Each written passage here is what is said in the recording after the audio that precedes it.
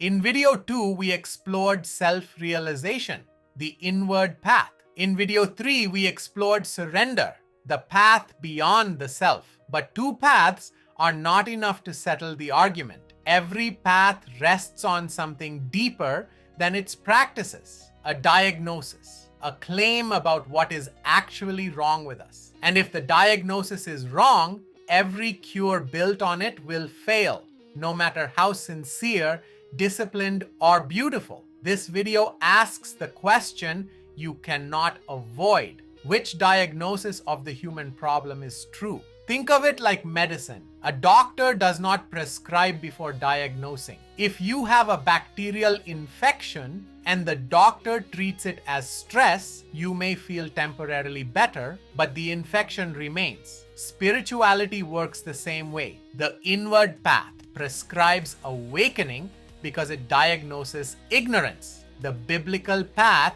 prescribes restored trust because it diagnoses broken relationship. You cannot mix the prescriptions without first deciding which disease you actually have. That is not narrow-mindedness. It is intellectual honesty.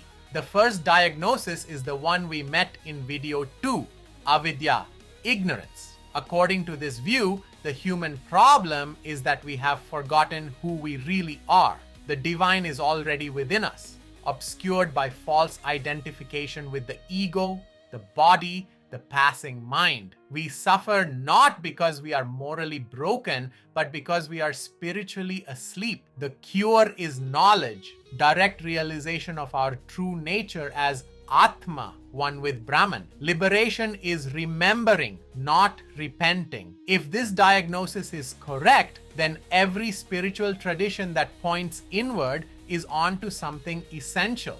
And the answer to suffering is more clarity, more practice, more awakening. The second diagnosis is harder to name but easier to recognize in daily life.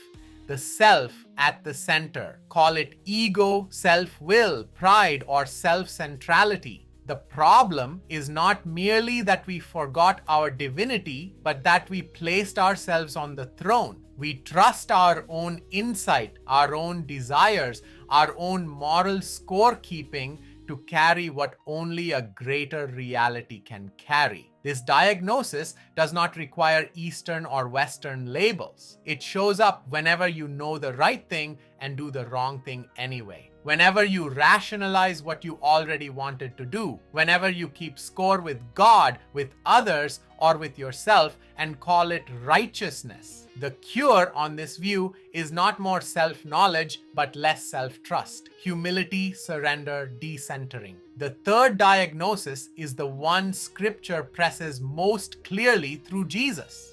Broken trust. Genesis 3 does not present Adam and Eve as gods who forgot their nature. It presents a rupture in relationship, hiding from a God who walked with them in the garden, Genesis 3:8. The Hebrew word mithalik suggests habitual, intimate presence, not a distant force to merge with, but a person who was there. Sin, in this framework, is primarily broken trust, choosing self-direction over entrusting oneself to the God who made us. The cure is not awakening to hidden divinity, but restored relationship, forgiveness, renewed trust, and life received from outside the self.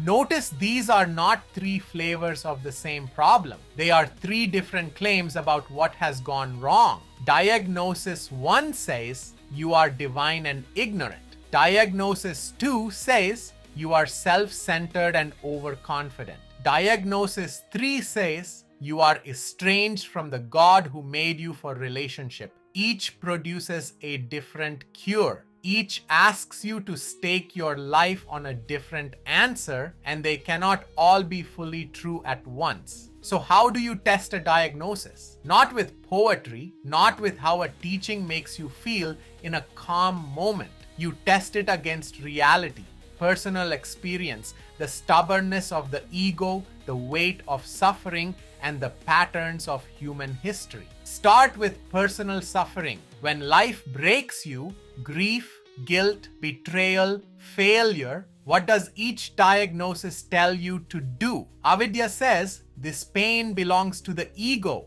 Disidentify. Realize it is not ultimately you. Return to awareness. That can bring genuine relief. But notice what it cannot do. It cannot name betrayal as betrayal, or guilt as guilt, or the need for forgiveness from someone you have actually wronged. Self-centrality says your suffering is the result of clinging.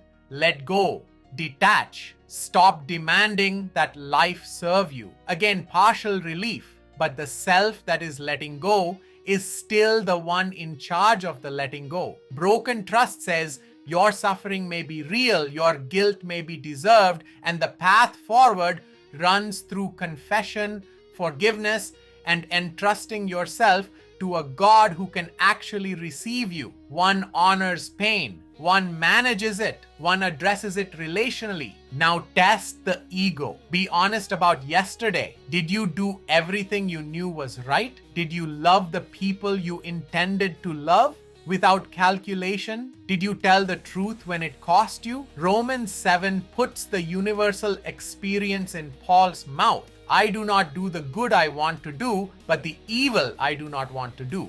This I keep on doing. That is not ignorance. Paul knows the good. He wants the good. He fails anyway. If the problem were only avidya, more knowledge should solve it. But knowledge without the power to deliver is the definition of frustration, which is exactly what Paul describes. The self cannot self-repair. Awareness is not enough. Test human history. Every civilization has produced systems of morality, meditation, discipline, and devotion. And every civilization has also produced cruelty, pride, oppression, and self-deception at scale. If ignorance of divinity were the core problem, then advanced spiritual cultures should trend toward decreasing harm over time. They do not reliably, not uniformly. The inward path's greatest practitioners can be breathtakingly wise and breathtakingly blind in the same lifetime. That is not a failure of practice. It is a clue about the diagnosis. The problem runs deeper than forgetting. It runs through the self that is doing the forgetting and the remembering. Genesis 3 is the biblical test case. Adam and Eve are not presented as divine beings who lost awareness. They are presented as creatures in relationship who broke trust. They hide, they blame, they reshape the story to protect the self. God walks in the garden and they duck behind trees. That is not spiritual sleep, that is relational rupture. And the question God asks, "Where are you?" is not an information request. It is a relational invitation after betrayal. The problem is not that they forgot they were God. The problem is that they stopped trusting the God who was already with them. Here is why mixing diagnoses is so tempting and so dangerous. You can borrow practices across traditions. You cannot borrow ultimate diagnoses,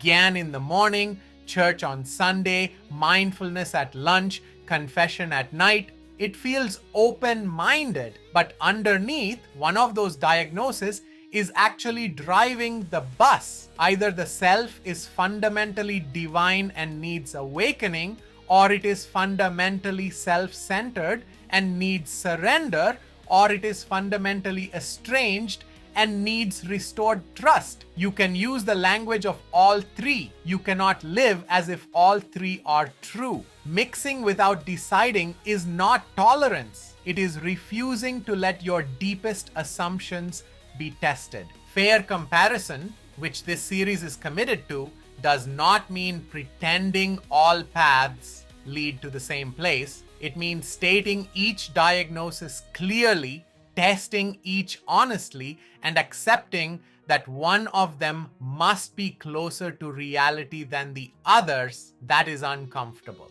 It is also the only intellectually serious way to proceed. If you are Hindu, Christian, or simply a seeker who refuses easy answers, You deserve better than all paths are the same. You deserve an honest argument. So let your own life be evidence. When nobody is watching, when the mask is off, which diagnosis matches what you actually experience? Do you find a pure divine awareness waiting to be remembered? Do you find a self that keeps placing itself at the center, however subtly? Or do you find a heart that knows it has wandered from the God it was made to trust and longs to be received anyway? Do not answer quickly. The whole series turns on this. Over the next 2 videos, we sharpen the tools for this decision. Video 5 explores why resourcefulness, discipline, meditation, moral effort is valuable but cannot be the foundation. Video 6 asks why 180-degree assumptions about the self cannot both be true. Then phase 2 begins, and we teach Hindu thought on its own terms before evaluating it at depth. But none of that work matters if you skip this question. Which diagnosis is true? Here is where this video leaves us. 3 diagnoses: ignorance of divinity, self-centrality, and broken trust, produce 3 different cures and 3 different gods. They cannot all be fully true.